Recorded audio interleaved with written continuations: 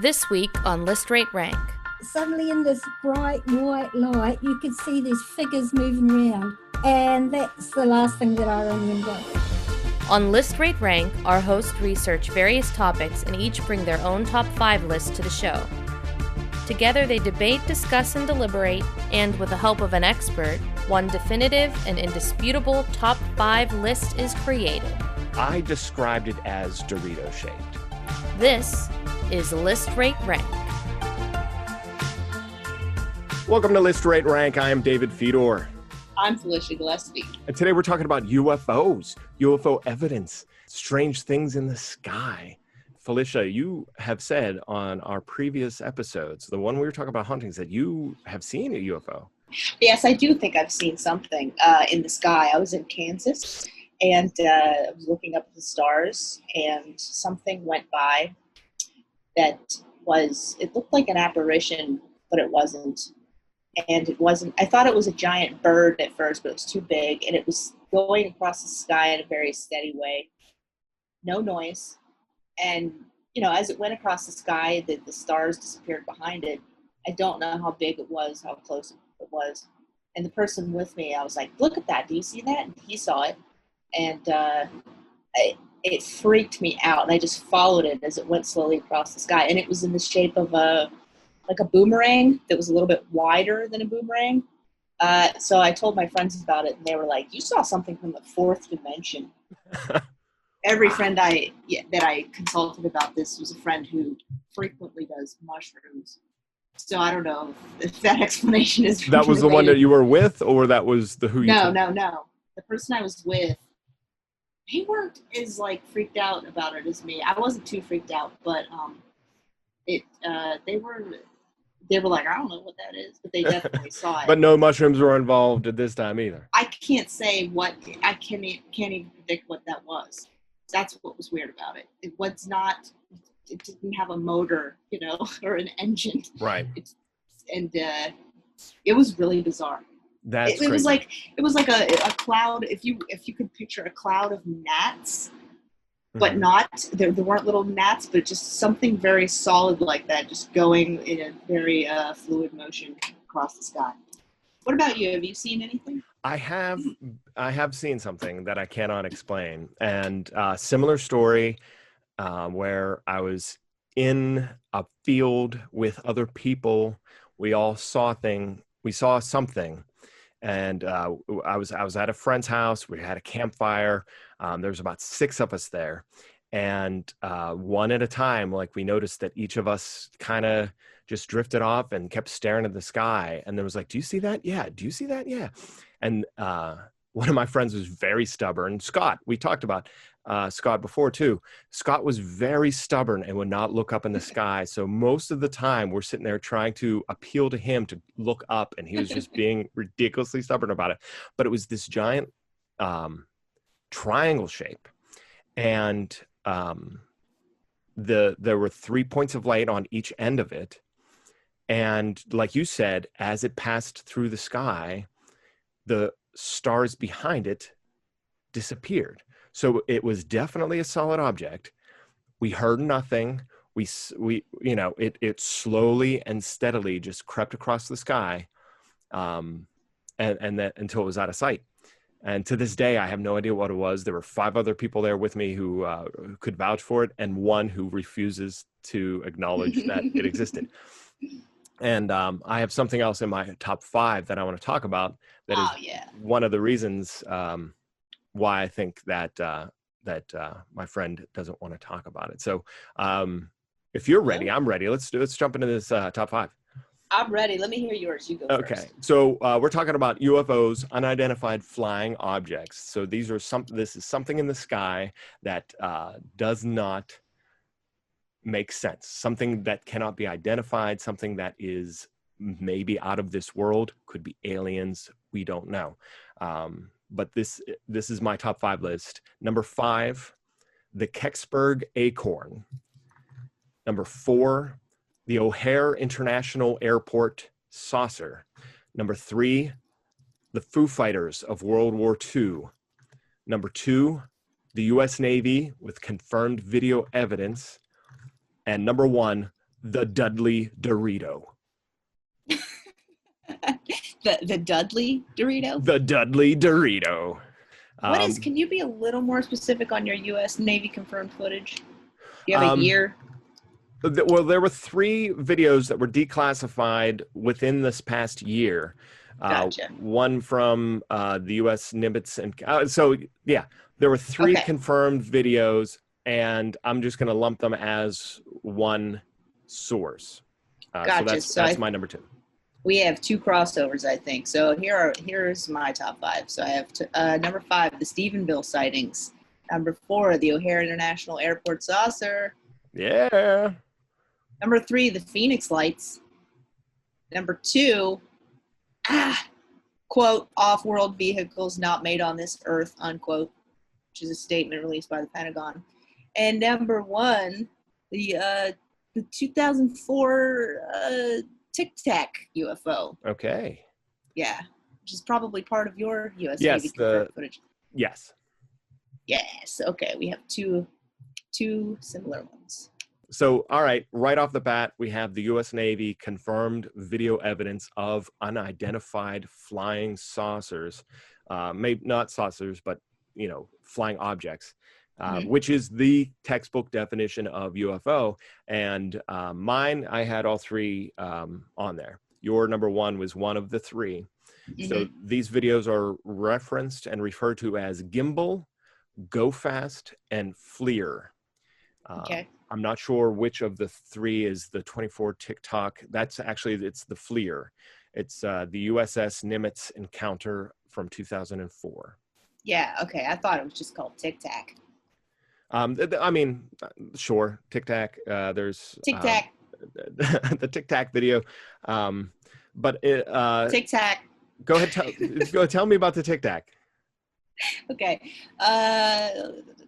Yeah, Tic Tac. Yes, 2004. David Fravor was sent out in a fighter jet to observe this UFO that was hovering over the Pacific Ocean. So this is somewhere around San Diego. Very strange. And he goes out there with another pilot.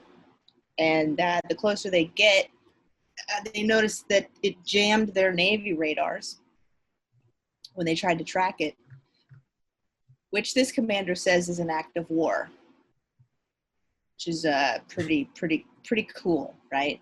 Act of war. It's illegal in all 50 states to do that. This craft did it, and he said it was performing aerial maneuvers that no modern human technology was capable of. So as you know, going out there, seeing it, he said originally saw it hovering right above the ocean. I don't know, what did he say, like a couple 100 feet? 20 feet, something like that, really close. Saw the water moving underneath of it.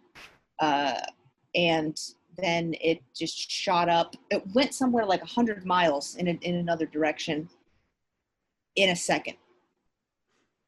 Yeah, I read in my research, it said, it reappeared on radar 60 miles away within seconds. That it appeared at 80,000 feet, then plummeted to hover right above the ocean. They could see the water churning underneath, and it had no visible markings, no engines, no wings, no windows. Infrared monitors didn't reveal any exhaust. It moved 3 times the speed of sound, and more than twice the speed of the fighter jets that were trying to trail and track it. Yeah, and did you see the interview with this guy? I didn't. I watched the video. I didn't want to get too deep into the interviews of the actual people. Yeah, when you have time, everybody should go and watch this guy's interview. I watched it on Joe Rogan. It's incredibly interesting.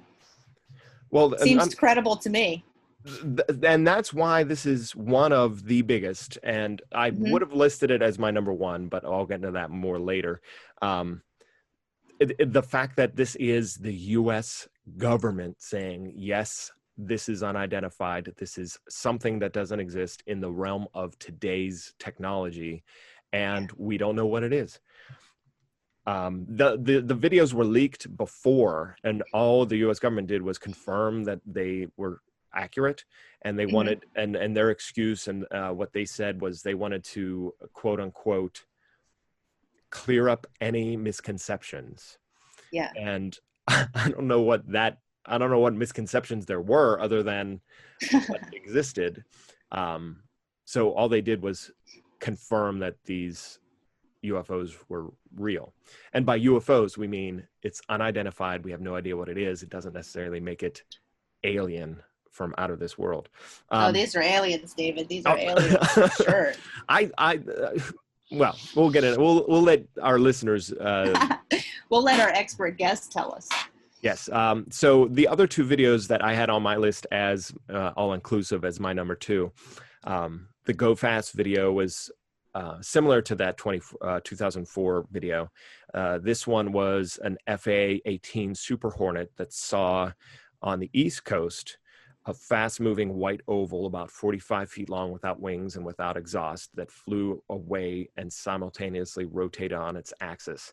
So it was very similar to this one that was in 2004. In 2015, which is referenced as the gimbal video, a Navy fighter jet on the nuclear aircraft carrier USS Theodore Roosevelt near Florida also recorded and saw something that was unexplained. And not only seeing this video, seeing the displays record this information, and then hearing the voices of the fighter pilots as they're observing and interacting with this, like, what the F is going on, and all this other stuff, that to me is mind-blowing, and what makes these exciting, because these are professionals at the highest level performing what they do, flying these fighter jets, and seeing these things, reacting to it, documenting it, and then the government coming out and saying, yep, that's real.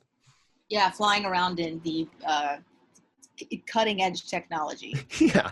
Any other year besides 2020, the fact that we recorded this would have gone gangbusters, but like the world doesn't even at this point comprehend or isn't even on page. We're not surprised. Nothing shocks us anymore. We've seen, our own government is spying on us. Who cares if there are aliens spying on us too? Okay, whatever. So the U.S. Navy is definitely going to our joint list because you had it as your number 1. I also had it. Another one that we tied and had both on our list was the O'Hare International Airport saucer. Yes. Do you remember when this happened? Because I remember seeing this story on the news when it happened. It sounded vaguely familiar, but I don't recall. Tell us about that one a little bit. What year? It was 2006. 2006, November 7th. 2006. Yes, I remember.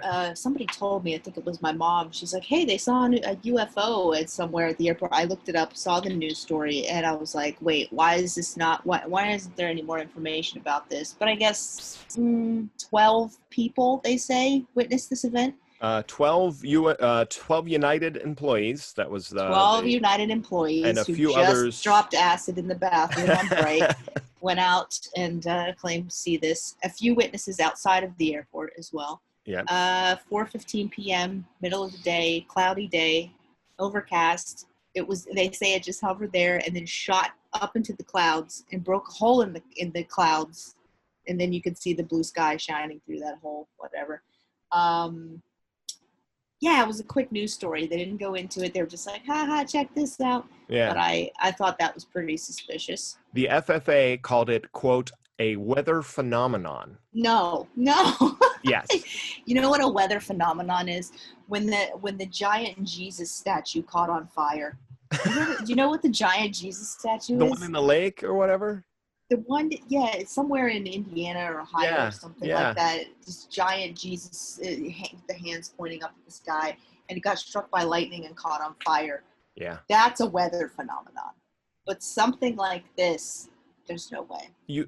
Multiple witnesses of credible quality. This literally shut down an international airport. Well, to be fair, United workers are not credible. I will say, I know the type of people who work these are probably like backroom people, you know, the people who are bringing the planes in. They have the wands and everything. These guys are not credible at all. But I swear I read something where one of the pilots saw it, and a pilot saw it, yeah, because they don't drink alcohol ever, right? they're not getting hammered in between flights. Well, no, regardless, I want to believe that it's true. I want to believe that really happened. I'm with you, David. I'm just saying. I also want to be logical here, even though I don't want to. What I'm trying to say is, at least these are employed people who are in the aeronautical industry. I'm not even sure if aeronautical, but they work in the airspace. They work. No, they don't. No, they don't. The guy who throws your bag under the plane and then drives off in a tug and then goes and gets blown in the airport parking lot is not in the aeronautical industry. All right, so I Sorry, guess, was that too dirty and personal? nobody else knows it's personal because nobody else, or I don't know how many, is that guy in your act yet by this point? Yeah. But I'll take that out, don't worry.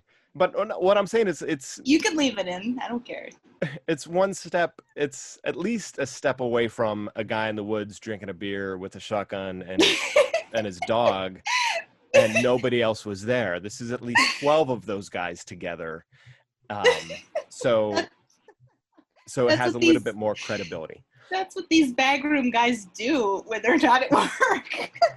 Well, regardless, this one is on our list. The third one that's on our list is going to be my number one, the Dudley Dorito. The reason it's number one on my list is because of the word Dorito. Mm-hmm. Now, when I saw that flying triangle-shaped object in the sky with the lights on each corner, and it was floating by without any sound or without any noise, I described it as Dorito-shaped. And that's what set off my friend Scott, that it was the most absurd thing he ever heard, that it was total bullshit, that he would not look up in the sky because he says I was being ridiculous or whatever. When I was researching for this episode and saw something called the Dudley Dorito, my heart dropped. Because I've never seen any other flying saucer or any other UFO described as a Dorito before. So I read up on it. It's in the UK, and this thing has shown up several times over the course of years, as recently as the 2010s. Mm-hmm. It's got its name from the town of Dudley, where it was first sighted in, and then, of course, for its shape, a Dorito. So the people of the Midlands, this is the area from the UK that see it, it's been photographed, it's been caught on video several times. A witness in 2010 was quoted as saying, "It was moving towards me and made no sound. It was so slow it almost hung in the sky." And this is exactly what I saw in the early 2000s whenever I was with my friends in that woods by a campfire, and now I sound like that guy with the shotgun and the coonhound. But I related to this incident. Now I went and watched some of these videos. The Dudley Dorito has a glowing center. The thing that I saw did not have a center, and one of the Dudley Dorito videos looks ridiculously fake, like really bad CGI. But it's been seen several times, and it's become a myth on its own, and it's called the Dorito, the Dudley Dorito. So it's on that's my number one. Okay. So what is the Foo Fighters of World War II? That's what I was going to say. So that's three. That's three of our top five already. That means we have only room for two more to get to the top five to take to our expert. And I don't see how either of your two can be better than the Phoenix Lights, because there's footage, hundreds of people saw it. So what's your Foo Fighters? So the Foo Fighters comes from World War II. U.S. Air Force pilots were flying on overnight missions. They reported seeing lights that are chasing their aircrafts. Sometimes it was one, sometimes it was 10. The colors were ranged between red and orange and green. They moved very fast. Some of the world's best pilots at the time would see them, and these lights would be flying circles around them. So the word foo was a slang term that was from a 1930s cartoonist named Bill Holman, who used the word foo in all of his Smokey Stover fireman cartoon strips. So it was kind of like this word. So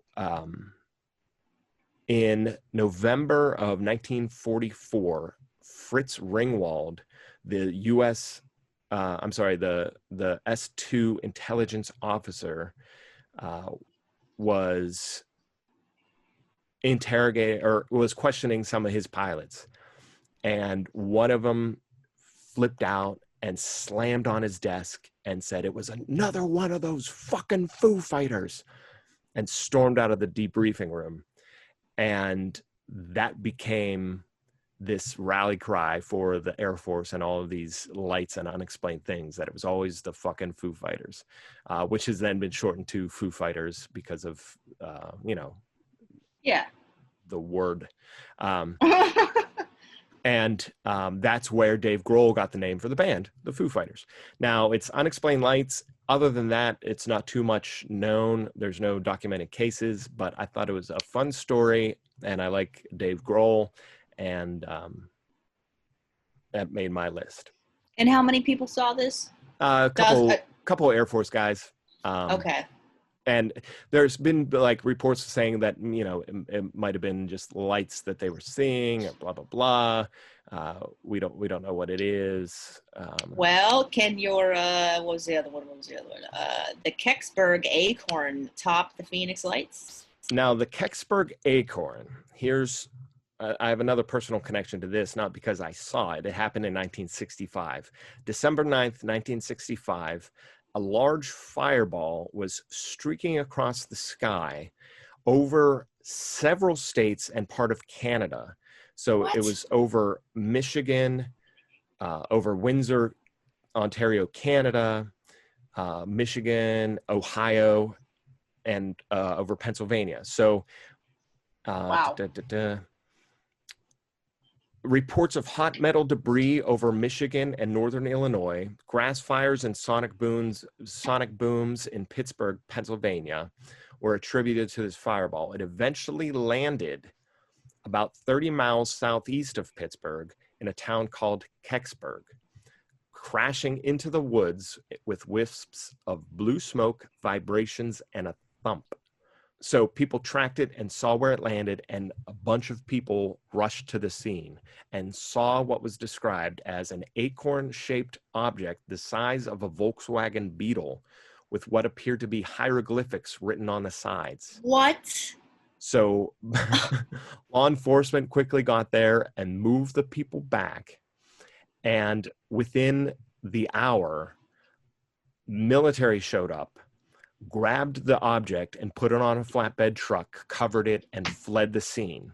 So these were people literally, oh my God, literally men in black with black suits and glasses and the ties. They identified themselves as being from NASA, but a lot of people say that's what all the military did back then. And then the reports came out that nothing happened. Oh my God. It was a complete cover-up. They denied anything ever landed, and then denied that anything was ever there.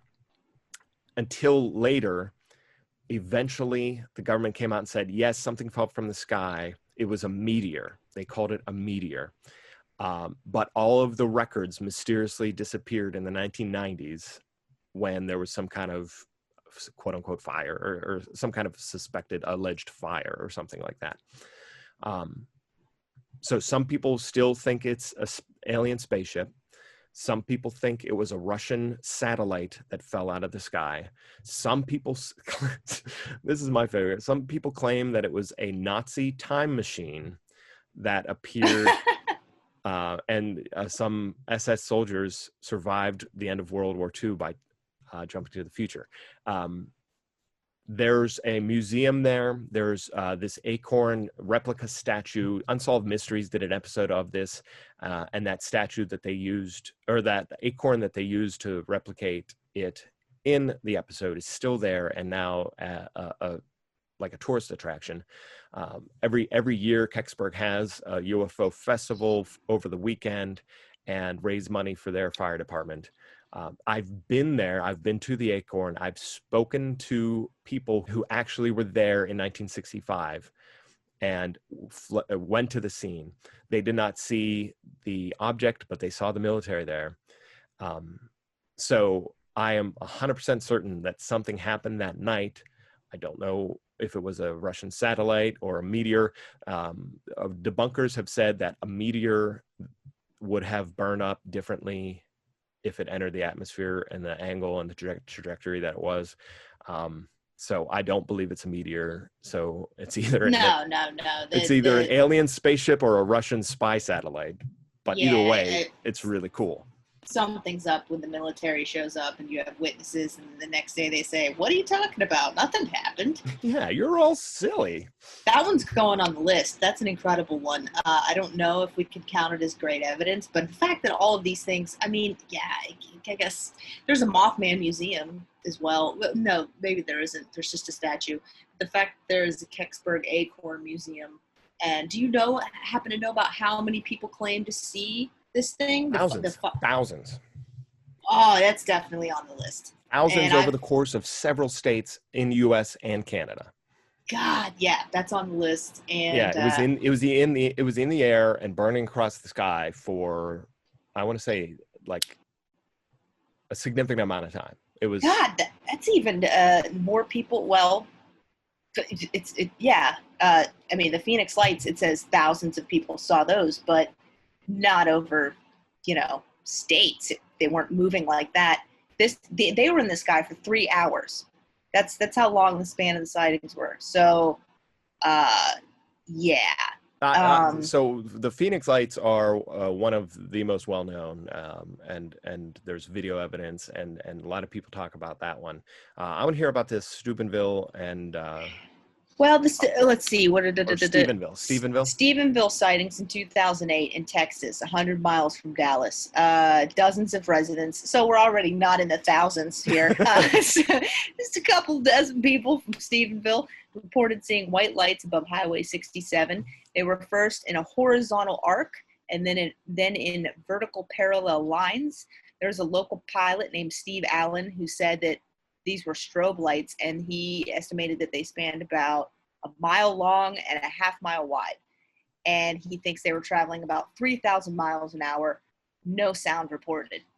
Now, this one I like just because it's one of those things, like the other ones where it's like the O'Hare one, just a couple dozen people, not a big deal. But when a pilot is telling you, like, yeah, I'm a pilot, and I've never seen anything like this, and that's definitely weird. Can't identify what that is. That's something. But the Kecksburg Acorn is way more exciting than that. So are the Phoenix Lights. And by the way, as well as the Kecksburg Acorn, the Phoenix Lights, the governor of Arizona came out and did a press conference and brought his aide out on stage with him dressed as an alien to make light of the whole situation, like ha ha ha. Oh wow! And, that's funny. Yeah, so that's worse than saying nothing happened. You didn't see anything. I think I saw an interview with the Phoenix mayor that was talking about it, and that's credible. That's a credible witness. Yeah, definitely. So I think we have our list, right? Or do we need one more?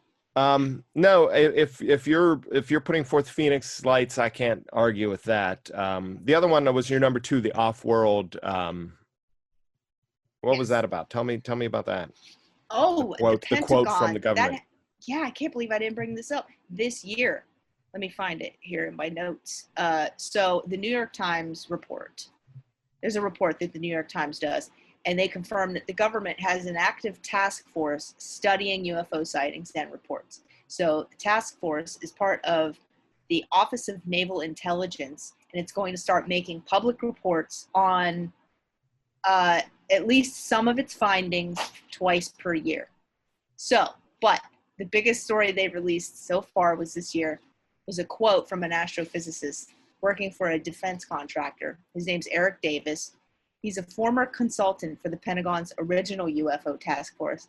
He briefed the Department of Defense earlier this year about retrieving, quote, materials from off-world vehicles not made on this Earth. So this is an official quote from an astrophysicist working for the Pentagon.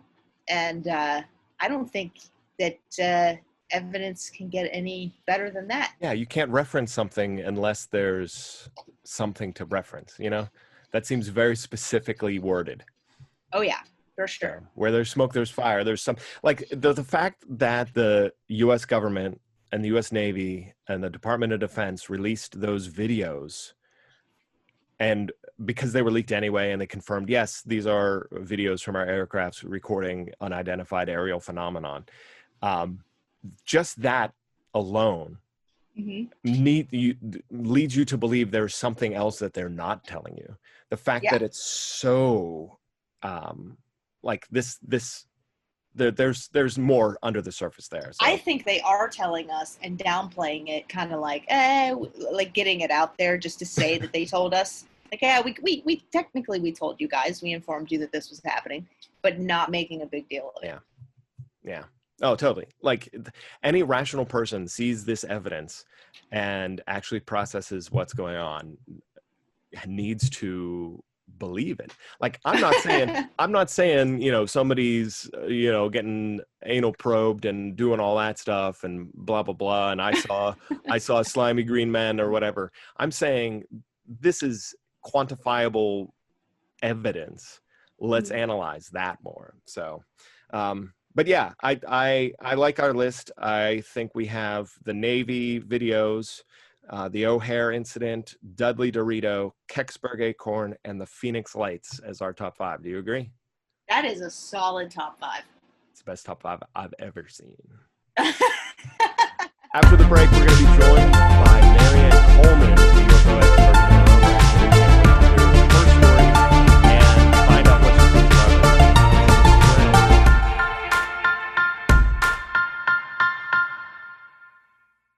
Hey everybody, this is Jeff, the host of Stuff I Never Knew Trivia Game Show podcast. Each week, 3 players from around the world call in and battle it out over 3 rounds of trivia. Each week there's a new show. You'll meet new people from around the world. We have over 80 episodes. We're in season 4. That's the Stuff I Never Knew Trivia Game Show podcast, available everywhere you listen to podcasts. That's stuffineverknew.com, stuffineverknew.com, that's stuffineverknew.com.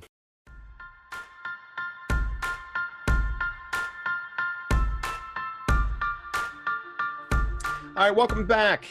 Marianne Coleman is a retired nurse turned voiceover artist, published illustrator, and graphic designer. She is a spiritual sensitive and has had many experiences with the unseen realms here on this planet. Her lifelong experiences with UFOs, star people, and Earth Spirit have inspired her to create her own podcast, Walking the Shadowlands. And today, she is our guest expert on UFO evidence. Marianne, welcome to List Rate Rank. Hi, David. Thanks for having me on your show. Thank you for providing some expertise to some of the fascinating and interesting topics. We're kind of living in a ridiculously intriguing time where all this evidence is coming out and being confirmed after years of skepticism and all kinds of video leaks and things like that. But before we get into that, I want to talk with you about your experiences, because you have a lot of things in that bio. Some things I'll need to find. Who are the star people? What is Earth Spirit? Things like that. So tell me about your experiences with the supernatural and with UFOs. Okay. I consider myself an experiencer. I've had contact with star people. I call them star people. That's what I've called them since I was a child. My first earliest memory of seeing beings was when I was between 2 and 3 years old. I did have an experience earlier when I was 18 months old. I never saw the beings, but I remember it clearly. My parents had put me to bed. The windows and the doors of the house were shut, and they could hear me crying and they couldn't find me. I wasn't in my cot. They found me outside. Oh my and goodness. They have no idea how I got outside. out of the house after, yeah. Wow. So that was but I remember that. I remember being outside and I was scared because it was dark and I wasn't sure where I was. So that was my first memory, and I realised now that they had taken me and brought me back, but they didn't put me inside. And I think that was deliberate, so I would have that early memory. Okay. Now, did you guys own a Saint Bernard that maybe could have carried you, like one of those little barrels they wear around their neck, maybe carried you out there? No, no dogs. No, nothing like that. And the windows and doors were shut. Wow. So your parents told you this story when you were a little older, but you said you do remember I remembered it. I remembered being outside, being scared, and then finding me outside. Wow. And it was after, when I was older, that they told me it from their side. Wow. That So as a parent with young children, that's a scary, frightening situation that would, definitely be something that I would remember and always question. Did they have any kind of interactions themselves with this sort of stuff? My father has seen UFOs. He experienced. He was in Egypt in the war. Him and his battalion. I can't pronounce it. The group of soldiers that he was with, they were in Egypt, and he was telling me that he saw a mothership. Those were his specific words. He saw the whole group of men saw a mothership, and they saw a whole pile of little ships come out of it. He said it was like a fireworks display.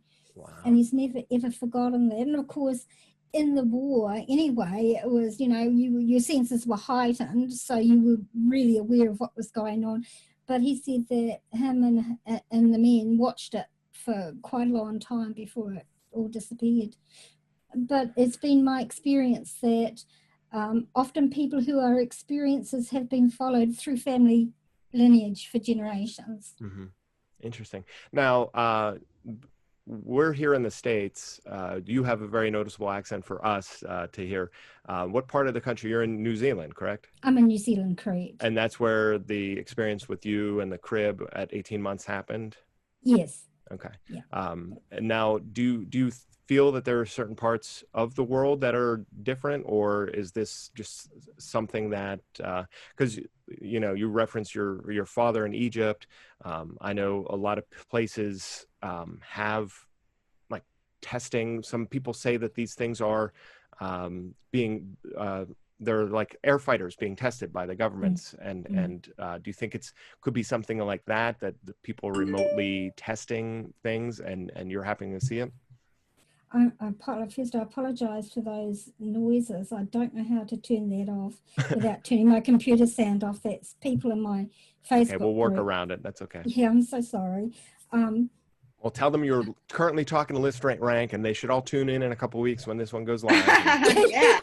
Yeah. I told my mods that I was recording, but they don't realize. If they're that active, then we want them on our List Rate Rank group page. Sorry, what was your question? So just if there's part of the country, or if there's people, you said family, tell me a little bit more about your experiences, because they didn't stop after you were young. No. Okay. And I remember what you were saying. You were saying worldwide. Yeah, it's a worldwide thing. It's not just New Zealand. It's not just America. I have a case in Zimbabwe that is on my list. Oh, wow. So and Brazil. So it's worldwide. It's worldwide. So that was my first memory. My first conscious recollection of seeing beings was when I was between 2 or 3 years old. We lived in, my father used to be what's called a share milker. That is workers that go from farm to farm, milking farmers' cows, and they have a certain amount of cows themselves. So in New Zealand at this stage, we're talking back in, I don't want to tell you when I was born. It was a long time ago. And back in those days, country was country. There were very few street lights. The roads are mostly still gravel. And while New Zealand is not as big as the United States as our country is, we call it out in the wops here. We call it being out, well, we used to call it being out in the wops. Anyway, we were on a farm out in the wops at the back of of Hamilton in a place called Declassified. Now, we had been out to get groceries or something in the car. Was my mum, my dad, my older sister, and my half-sister, who was the oldest. And we were coming home, and it was dark, and we didn't wear seatbelts in those days. There weren't, the car safety things there are these days. And plus the car was so old, it would never have had fitted seatbelts. It's the running board type car, very, very old. And so we were coming home, and it's very rare to see traffic, but you did get the occasional car. And there was this light that followed us on the road, and we just all assumed that it was another car. And we reached the turn-off to go into our farm where we were living. And in New Zealand, the farm gates are always kept shut. And if they're not shut, they're open for a reason, but they're usually kept shut. And so in order to get into our property, we had to get out of the car and unlock the gate.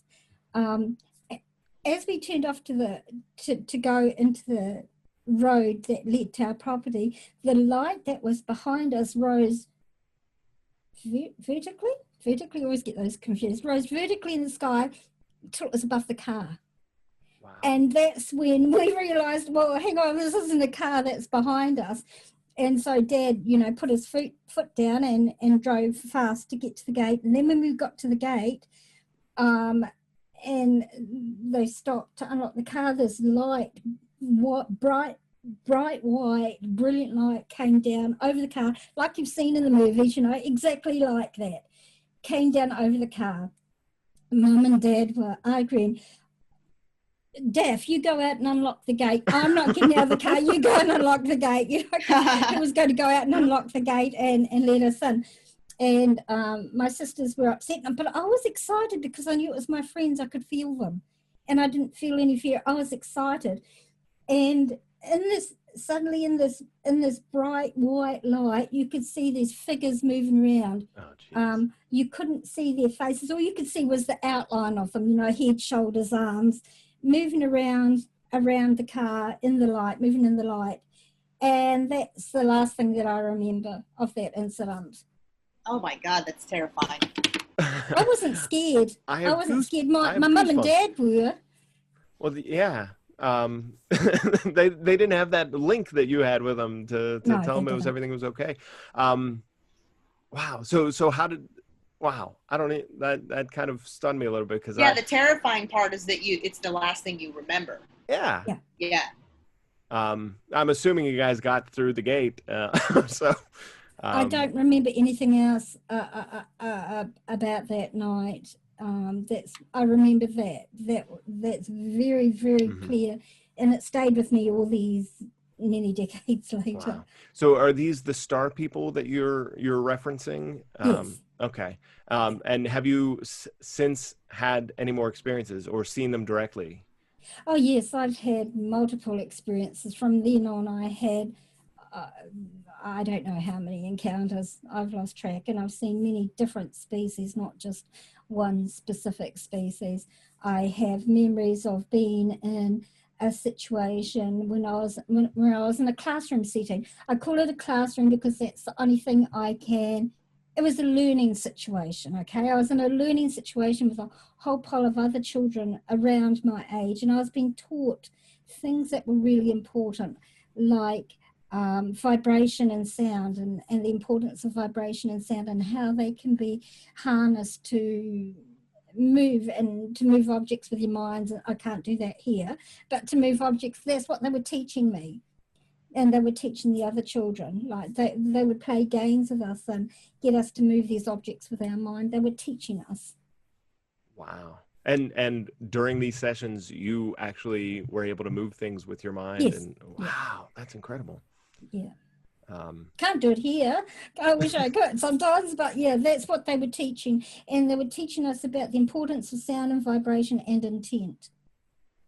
So during these situations and these experiences, they're actually taking you from Earth and taking you somewhere. They're on their ship or to their other planet or something like that.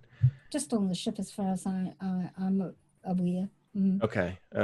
And you said this happened like a dozen times or so over the course of your life? All my life.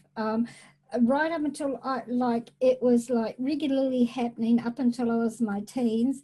And then when you hit your teens, they seem to give you a bit of a break from having conscious memories, because you've got enough to deal with teen angst and hormones and stuff like that. And then it picked up a bit again later, once I was more mature. Do you have a community or a group of people who have these similar experiences that you communicate with or, make friends with? No, I've never. Oh, really? No, there are them around, but I've never had any need to join any group like that, because I'm not uncomfortable with what I experience. I know my truth, and I'm not scared about speaking out about it. I've never... And also, I don't entirely trust specific groups, specific big UFO groups that are out there, because they've been infiltrated by government. Oh, wow. So I think that it could be like kind of validating though too, right? If you meet other people who've had these same experiences and find out that you guys have the details of the experience are similar and things like that. I've never needed the validation. I never needed it.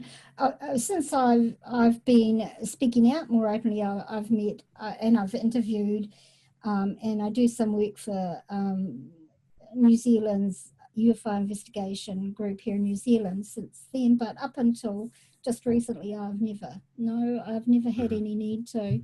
I've been quite comfortable. Yeah, I was going to say, you seem very content and not harmed with your experiences. I'd like to think that, or no, I wouldn't like to think, but I would imagine that other people might have reacted in different ways and had trauma or had this scarring, and it affected them negatively. Yeah, there's reasons for that, which I don't really want to go into because it's not the scope of this group, but suffice it to say that there are different groups of extraterrestrial beings who are taking people. Some the group that my team, I call them, they're very benevolent. They want humanity to achieve what humanity can achieve. The other group really treat us like cattle. They don't care about us. They don't care that they hurt us. They don't care that, those are the ones that probably you hear more abductees who have all the fear and the pain-based experiences. That would be with those group of people. Do you think that the people who have been abducted have certain common traits, or do you think it's just random, the people who have these experiences? For the group of beings that I work with, we have specific traits. For the group that are abducted by the other group of beings, I think that's just random. Oh, okay. Now, do you have any kind of actionable expectations, or like the beings that you're working with and talking to, do they want you to do something? Are they instructing you to fulfill? Are you allowed to say it? Well, yes, there was work that I did for them that they had been training me to do my entire life, but it's done. And I'm not going to go into specific details. It's classified, David.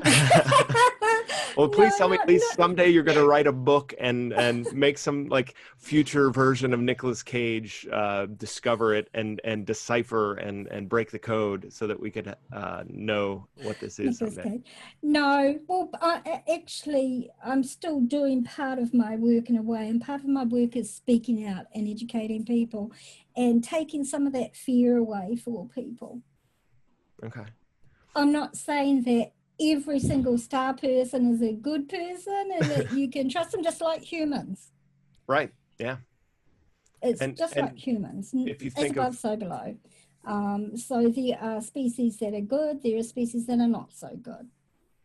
Just like people. Exactly. If you can think of all the Exactly. diversity just here on Earth in terms of not only the human race, but all the other animals and all the other beings, and we don't even fully understand what goes on here on Earth, let alone of how massive the rest of the universe is and how many Right. more different things. It's not, it doesn't take a lot to think of all the different No. possibilities and all the different things, and it's good that there are people like you who have these experiences and are portraying positive and giving people positive messages from it. So thank you for that.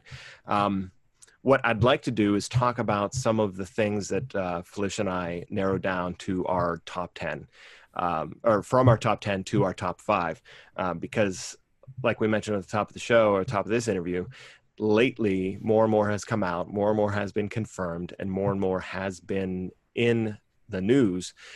2020 wouldn't let you believe it because everything is crazy to begin with, but yet here we are on a new golden age of UFOs.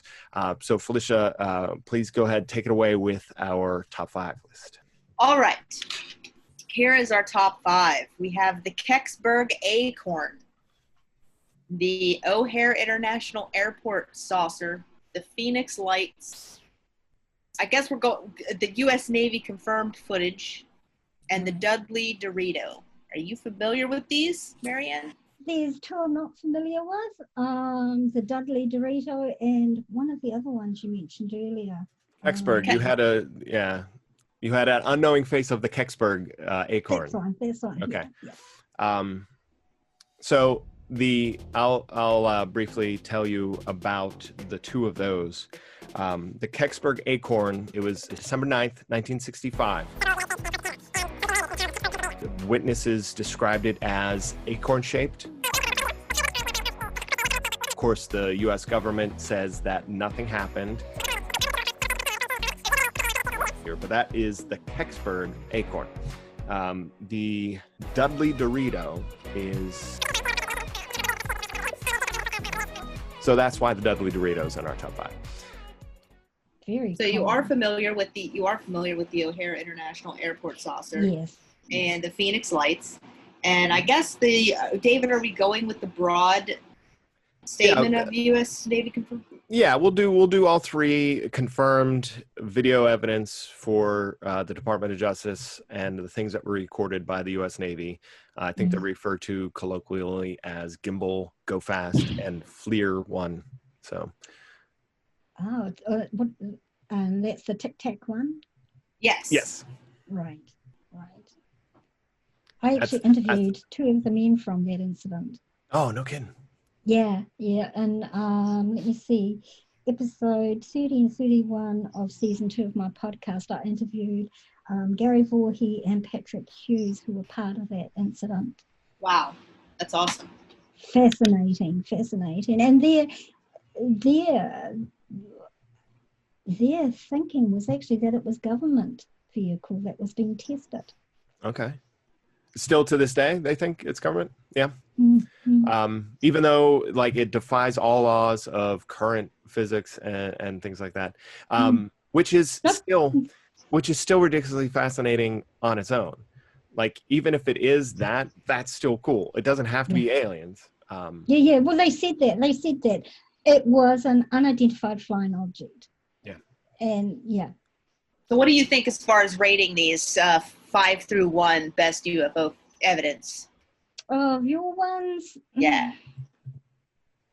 Yeah, I would say the government one.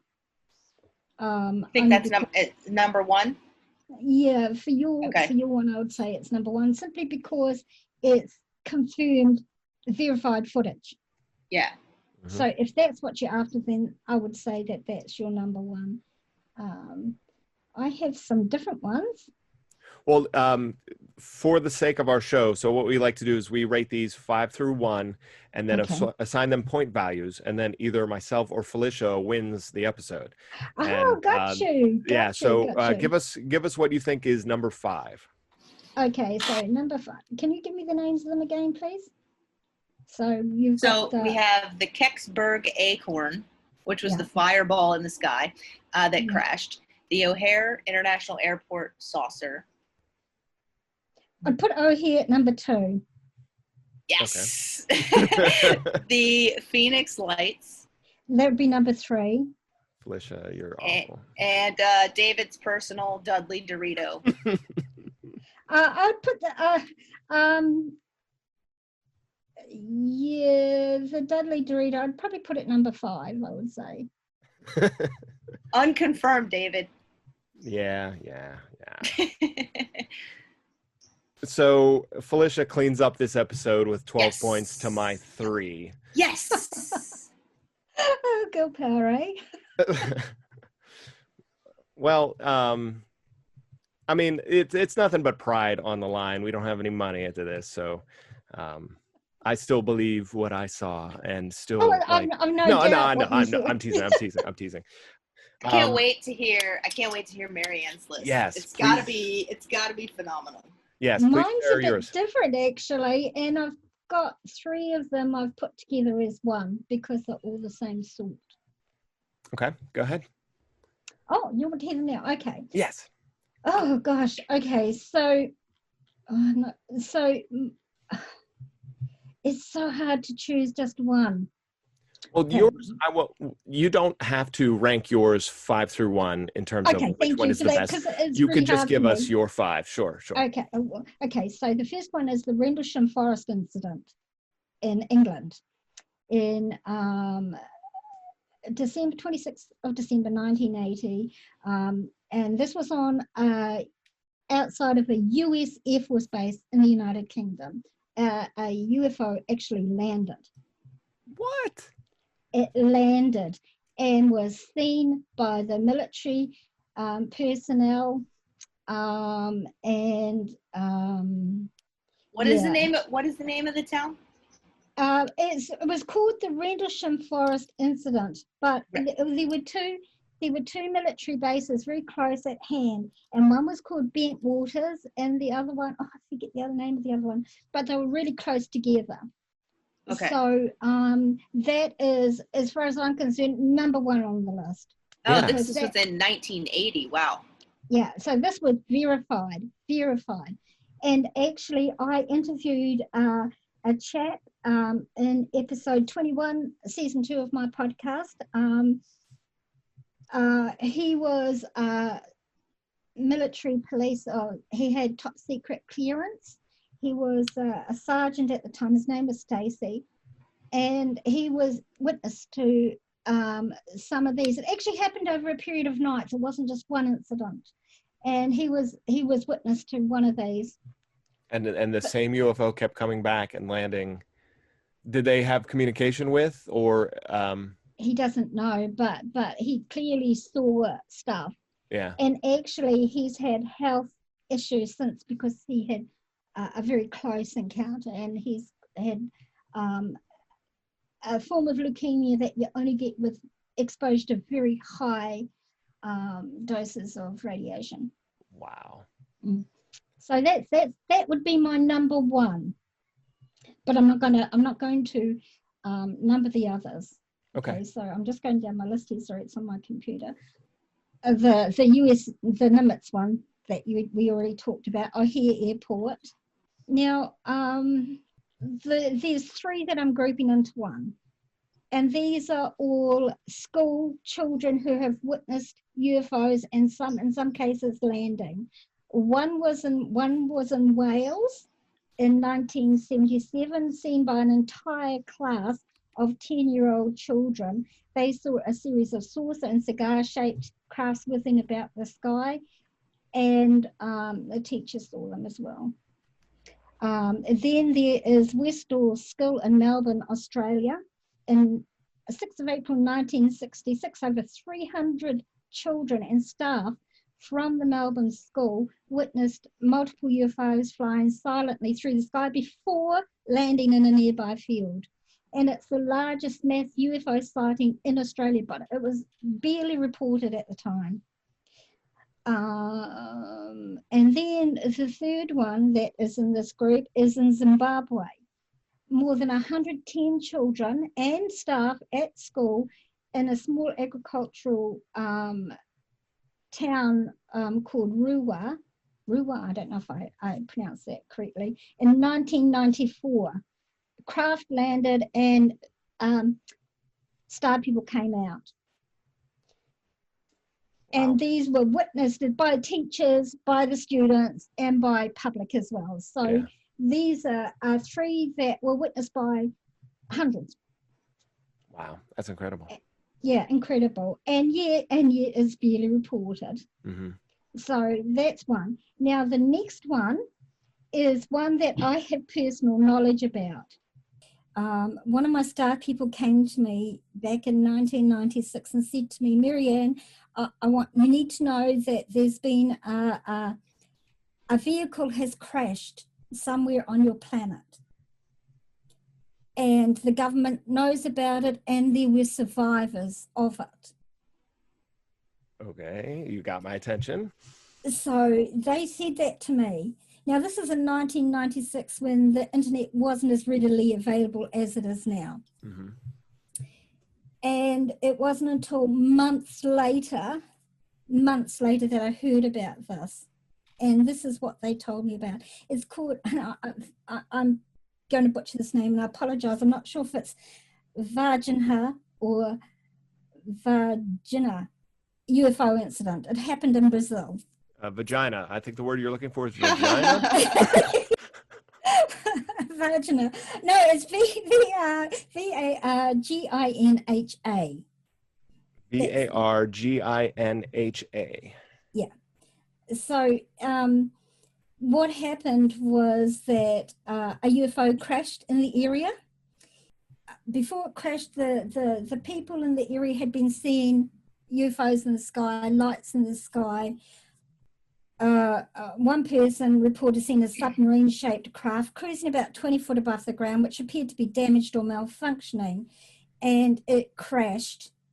And strange creatures were seen wandering around the town in an incapacitated and horribly confused state. Apparently, these creatures were, as many as 6 of them, were described as 3 to 4 foot tall humanoids with dark brown hairless skin, big triangular heads with 3 short horns and huge red eyes. Oh my goodness. And you had been contacted about this before the world knew about it. Yeah. That's incredible. So what happened to the 6 beings? I don't know. I know nothing more about it. But they just gave me a heads up that it had happened. They said it wasn't from the group that I work with, but it happened nonetheless, and they wanted me to know. And actually, I in this instance, I did ring before the news made it to New Zealand. I did ring. I contacted a chap who put out a UFO magazine in New Zealand at that time, and I told him about it. Wow. I just as we were talking typed the word vagina into Google, and everything that comes up is all UFO related. So I can't wait. Incidentally, typed the word vagina into Google, and we got.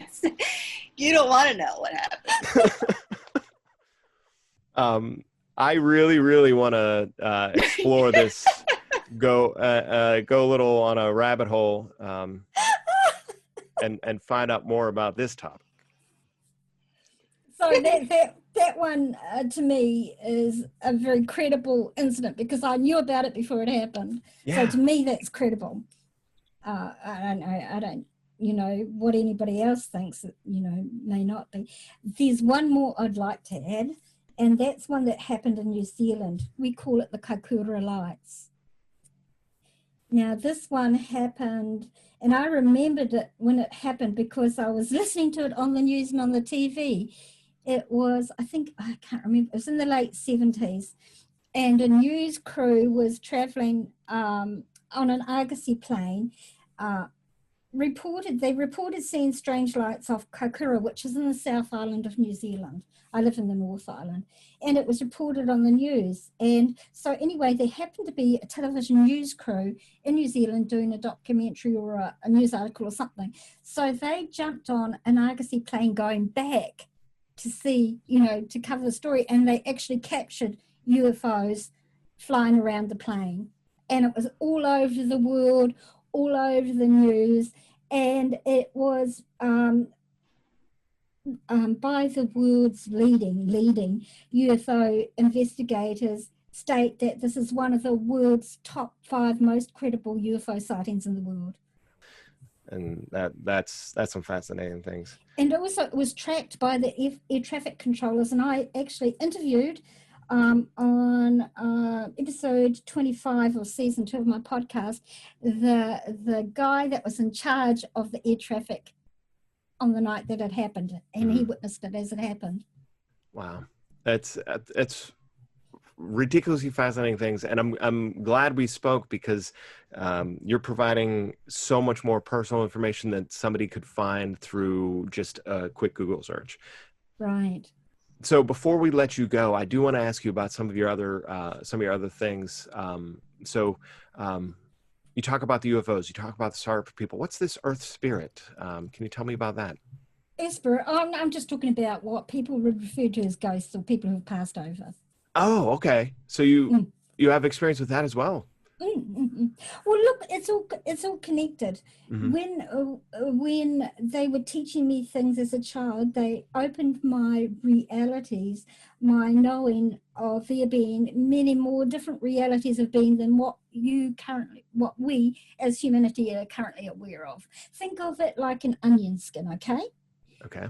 There's multiple dimensions around the planet Earth. The Earth being the core of the onion, and each layer being another dimension. So there's many, many different dimensions of being around this planet, and around most planets actually, but around this planet. And when you think about the law of physics, the first law of physics is that energy never dies. It simply transforms state. And basically what we are is an energy form. And this body that we use is just like a car that we use to go from point A to point B. And when the car's worn out and it's no longer services, we move on. So thank you so much for being on List Straight Rank and telling us about your adventures and your experiences, and helping us rank the top UFO evidence of our lives so far. Well, that's awesome. Thank you so much for having me. I've really enjoyed chatting with you guys. It's been great. Thank you, Marianne. It was nice to meet you. It was lovely to meet you too. Please rate and subscribe to List Rate Rank on Apple, Google, Spotify, or YouTube, and find our bonus content on listraterank.com. Follow at List Rate Rank on Twitter and Instagram, like List Rate Rank on Facebook, and join our Facebook group to get in on the fun. Thank you for listening to List Rate Rank. And many more.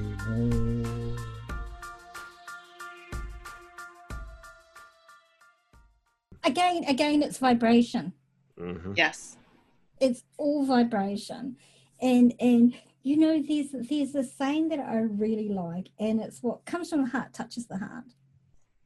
And their music came from their heart. Ooh, that's a good saying. Where did you hear that? Oh, I don't know. Years ago, I heard it. I'm going to give you Which star person told you that? Yes. I'm going to give you a piece of advice that my favorite star person gave me. Yes. And it's something that I've tried to live by my entire life since he said it to me. He said to me, Marianne, when you do anything, you must do it from your heart. When you think from your heart. When you speak from your heart. When you act from your heart.